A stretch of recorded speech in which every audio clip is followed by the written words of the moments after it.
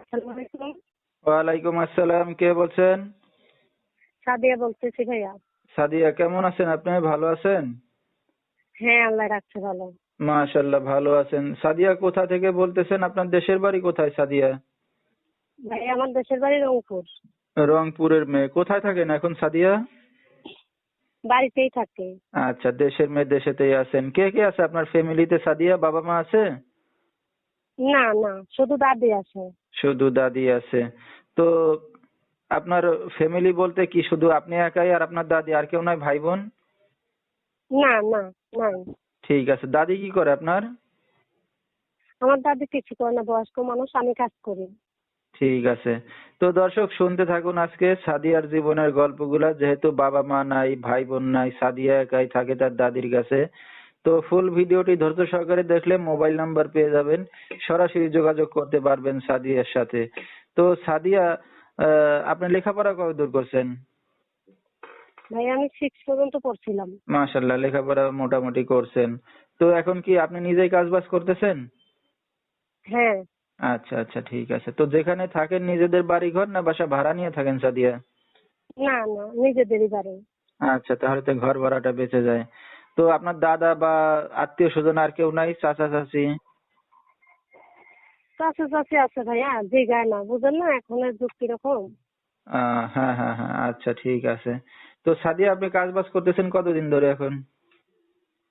আমি কাজ করতেছি ভাইয়া, তাও তোমার 3-4 বছর হয়ে যায়। 3-4 বছর ধরে। তো টাকা পয়সা কিছু জমাইছেন, ক্যাশ করছেন? ভাইয়া মাসে প্রায় 4,000 টাকা বেতন, সংসারেই খরচ হয়ে যায়। আচ্ছা আচ্ছা, কিছু জমাইতে পারেন নাই? না, আচ্ছা। তো সাদিয়ার বিয়ে শাদী হয়েছে কিনা? বিয়ে হয়নি ভাইয়া, বিয়ের জন্যই প্রতিবেদন আইছি। আচ্ছা, বিয়ের জন্য আসছেন? হ্যাঁ। এখনো হয় নাই? না, আচ্ছা ঠিক আছে। তো এখন কি চাচ্ছেন, দর্শক ভাইদের উদ্দেশ্য করে আসছেন মিডিয়ার সামনে? আমি আইছি ভাইয়া একটা ভালো মনের মানুষ পাওয়ার জন্য। আমি কোনো সাহায্য সহযোগিতার জন্য আসি নাই। একটা ভালো মনের মানুষ চাই, সে বুড়া হোক জোয়ান হোক, এটা আমার সমস্যা নাই।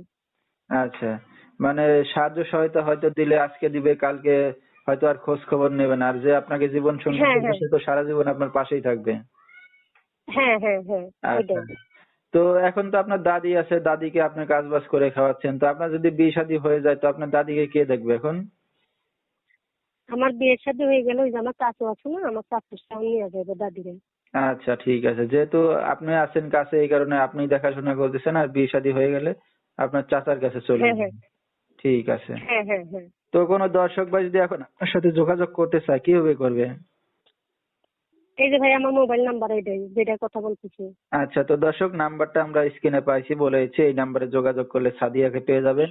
যেহেতু বাবা মা নাই, থাকে দাদির কাছে, নিজে কাজ বাজ করতেছে, বিয়ে শাদীর বয়স হয়ে গেছে, যুবতী বয়স, এখনো বিয়ে শাদী হয় নাই। একটা ভালো মনের মানুষ দরকার তার। তো এখন সবকিছু জেনে শুনে যদি তার সাথে যোগাযোগ করতে চান, এই নাম্বারে যোগাযোগ করলে তাকে পেয়ে যাবেন। 01806560818, এই নাম্বারটাই হলো সাদিয়ার। তো সাদিয়া, আপনি একটা অবিবাহিত মেয়ে, রাত বিরাত্রে অনেক দর্শক আপনাকে ফোন দিবে, কোনো সমস্যা হবে? না না, কোনো সমস্যা নেই। আচ্ছা আচ্ছা। তো আমরা অনুষ্ঠানের একবারে শেষ পর্যায়ে, কিছু বলার আছে আপনার আর? না ভাই, আর কিছু বলবো না। ঠিক আছে। তো দর্শক, আপনারা বিস্তারিত সবকিছু জেনে শুনে তার সাথে যোগাযোগ করবেন। আজকের মতো এখানেই শেষ করছি। সবাই ভালো থাকবেন, সুস্থ থাকবেন। আসসালামু আলাইকুম।